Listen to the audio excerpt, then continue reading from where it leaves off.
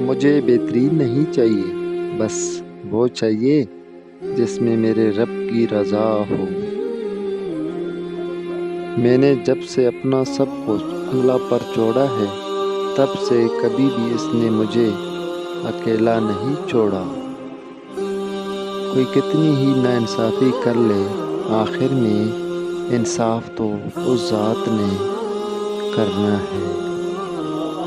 سب سے اچھی طلب اللہ کی طلب ہے، اور سب سے اچھی یاد اللہ کی یاد ہے۔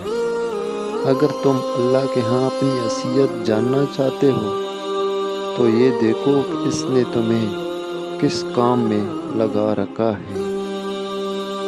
ہدایت اور اللہ کی محبت دو ایسی چیزیں ہیں جو انسان کو مانگے بغیر